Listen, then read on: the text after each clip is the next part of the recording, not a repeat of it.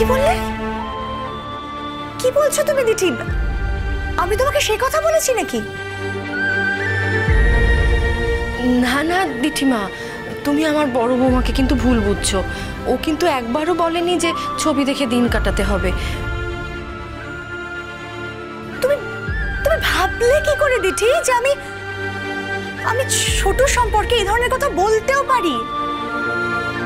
আমি ছোটকে বড্ড ভালোবাসি দিঠি, অনেক ভালোবাসি আমি ওকে।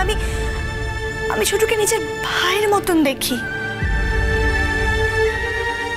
আজকে এরকম একটা শুভ দিনে আমি আমার ভাইয়ের অনিষ্ট চাইবো, এটা তোমার মনে হলো? আমি যদি তোমায় ভুল বুঝে থাকি তাহলে আমি সরি। হঠাৎ করে কথাটা কানে লেগেছিল তাই। না না, তোমার বড় বৌমার কথা কানে লাগার মতো তো কিছু নেই মা। দেখো, আমরা তো জানি যে বড় বৌমা এই সংসারে কতখানি। আমার বড় ছেলে যখন মারা যায় তখন ছোটুকেও কিভাবে আগলে রেখেছিল সেটা তো আমরা দেখেছি। বারে, সে কথা আপনি বললে কি করে হবে বাবা? এখন ওই হচ্ছে অর্ধাঙ্গিনী, ও যা বলবে যা ভাববে সব ঠিক। না, দিঠি যা ভাববে, দিঠি যা বলবে সেটা সবসময় ঠিক নাও হতে পারে। দিঠির ভুল হলে তুমি ধরিয়ে দেবে, আমরা সবাই ধরিয়ে দেব। ঠিক যেমন আমাদের কোনো ভুল হলে দিঠি ধরিয়ে দেবে। আজ দিঠির ভুল হয়েছে, তোমরা ধরিয়ে দিয়েছো। আসলে কাল থেকেই একটা উত্তপ্ত আবহাওয়া চলছে তো, তাই দিঠির মাথার মধ্যেই ভুলটা ঢুকে গেছে। তা না হলে দিঠি কখনো এরকম একটা কথা ভাবতো না। শুধু তোমার বউকে আমরা কেউ খারাপ মনে করিনি গো। তোমার বউয়ের হয়ে এত কথা না বললেও চলতো। আচ্ছা আচ্ছা, তোমরা আগে এই শুভ অনুষ্ঠানটা শেষ করো তো। আর এই যে নতুন বৌমা, তোমাকে বলছি, তুমি এত কথা বলছো কেন? এই তো সবে বাড়িতে পা দিলে, নতুন বউ তুমি। তুমি আগে এ বাড়িতে কখন এসছো সেটা আমরা ধরছি না। কতজনই তো বিয়ের আগে আসে, সেটা আমরা ধরবো না তো? মুখে মুখে এত কথা বলো না, সেটা ভালো দেখায় না বাপু।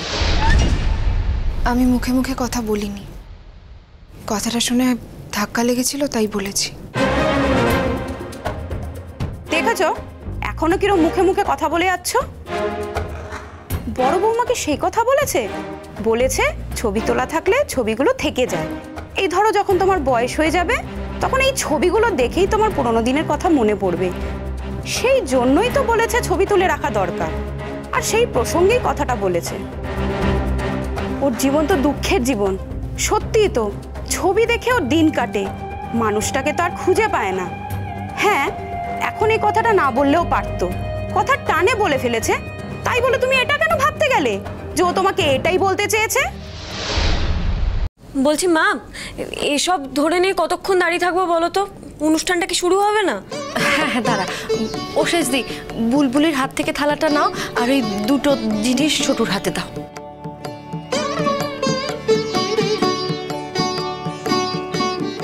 নে ছোট, নে। এই থালাটা কতক্ষণ ধরে থাকতে হবে? সবে তো থালাটা ধরবে ভাই, এখন তো সারা জীবনের দায়িত্ব নিতে হবে। সারা জীবনের জন্য বউয়ের ভাত কাপড়ের দায়িত্ব নিতে হবে তোমায়। এখন আমি কিছু বললে তোমাদের সবার মনে হবে যে নতুন বউ মুখে মুখে কথা বলছে, কিন্তু এই কথাটা আমি না বলে পারছি না। আমার ভাত কাপড়ের দায়িত্ব নেওয়ার তো দরকার নেই, আমি আমার নিজের ভাত কাপড় নিজেই জোগাড় করতে পারি।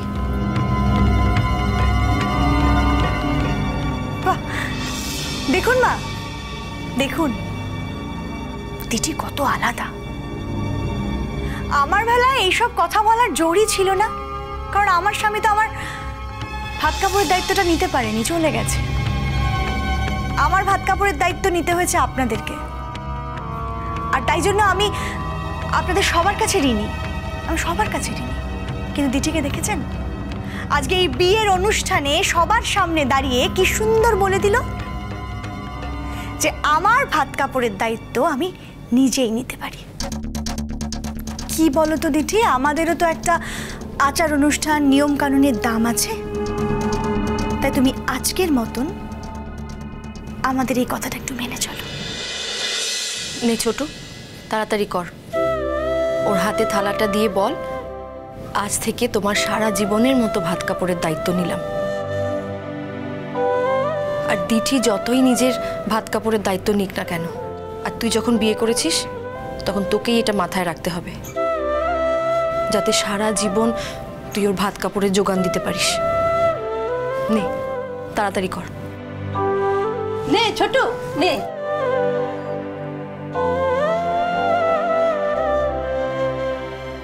আজ থেকে সারা জীবনের জন্য তোমার ভাত কাপড়ের দায়িত্ব নিলাম।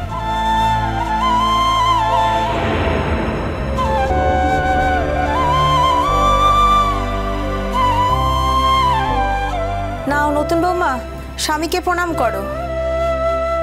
আমরা কিন্তু মোবাইলে ছবি তুলছি, কি আর করব, ছবির কথা যখন কেউ বলেনি।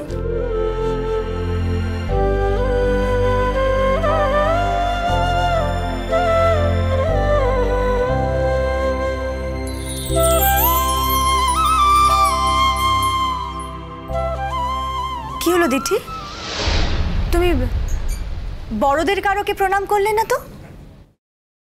বড়দেরকেও প্রণাম করতে হয় দিঠি, শুধু স্বামীকে করলে হয় না।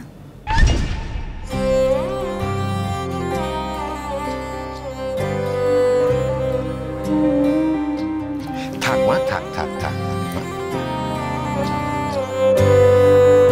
থাক থাক, সুখী হও।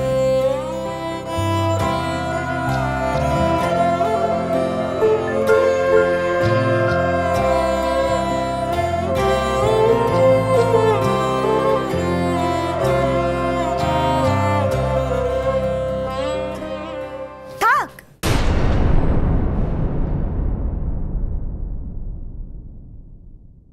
আমাকে প্রণাম করতে হবে না। কেন দিদি, তুমিও তো আমার গুরুজন। বললাম তো, আমাকে প্রণাম করতে হবে না। বড়দের করেছো, তাতেই হবে।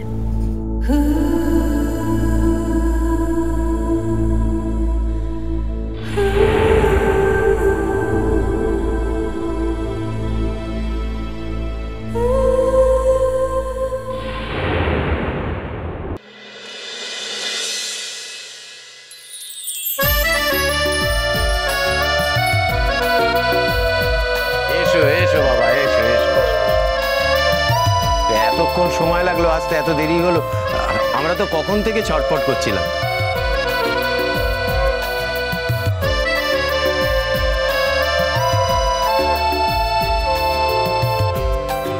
এত দেরি করলেন, মেয়েটার কথা ভাবুন তো, কখন থেকে বাড়ির লোকের জন্য ছটফট করছে, এই আনন্দের দিনে চুপ করে বসে আছে। আসুন আসুন, সেদিনও তো সঙ্গে কেউ আসেননি। বলছি যে দিঠি ঠিক আছে তো? দিঠি কেমন আছে সেটা আমরা কেন বলবো বলুন, আপনি নিজেই দেখে নেবেন। আর তাছাড়া আপনারা তো একটা ফোন পর্যন্ত করেননি ওকে। হ্যাঁ সত্যি বড্ড ভুল হয়ে গেছে, সত্যি একটা ফোন করা উচিত ছিল। জেঠিমা আপনিও তো করতে পারতেন, আমি নয় ব্যস্ত ছিলাম। আসলে কি জানেন তো, আমরা ভাবলাম যে দিঠি নতুন শ্বশুর বাড়িতে এসেছে, আপনাদের সবাইকে নিয়ে হই হই করছে, ব্যস্ত আছে, সেই জন্যই। আর জেঠিমাও করেননি, আমিও করিনি, ফোন করে বিরক্ত করিনি। তাছাড়া আমরাও তো সবাই ব্যস্ত ছিলাম, ওই তত্ত্ব সাজানো এই সব কিছুতে ব্যস্ত ছিলাম। তত্ত্ব এসব এত কি করেছেন? এত এত কিছুর কি দরকার ছিল? বৌদি আমাদের সাথে একটা ছবি তুলবেন? হ্যাঁ হ্যাঁ নিশ্চয়ই। দাঁড়াও দাদা, একটু এদিকে আসবেন। কাকাবাবু, এই জিনিসগুলো একটু ঠিক করে রেখে দিন না।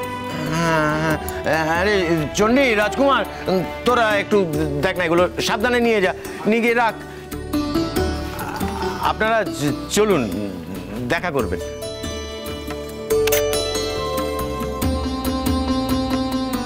ইস কাকিমা, তোমরা কত দেরি করে এলে বলো তো। সত্যি আমাদের একটু দেরি হয়ে গেল। ছোট বৌদি, তুমি কেমন আছো? খুব ভালো আছি, তুমি ভালো আছো? দিঠি কেমন আছে? বলছে আমাদের কথা? হ্যাঁ বলবে না আবার, কখন থেকে ওয়েট করে আছে। চলো নিয়ে যাই তোমাদেরকে। দিঠির এত কথা বলার সময় কোথায়? মানে নাও মানে কিছু না, মানে এই নতুন সংসারে এসেছে, সংসার বুঝে নিচ্ছে এই আর কি। আর তাছাড়া আমাদের সংসারে তো সবাই ওকে ধন্যি ধন্যি করে। সে তো আপনারা সবাই ওকে খুব ভালোবাসেন বলে। হ্যাঁ, আমার শ্বশুর মশাই, আমার শাশুড়ি মা দিটিকে খুব ভালোবাসে, আর আমার ননদও খুব ভালোবাসে। আর দিঠির বর তো দিটিকে চোখে হারায়। কাকুলি, তোমার নামটা বাদ দিচ্ছ কেন? তুমি কি দিঠিকে কিছু কম ভালোবাসো?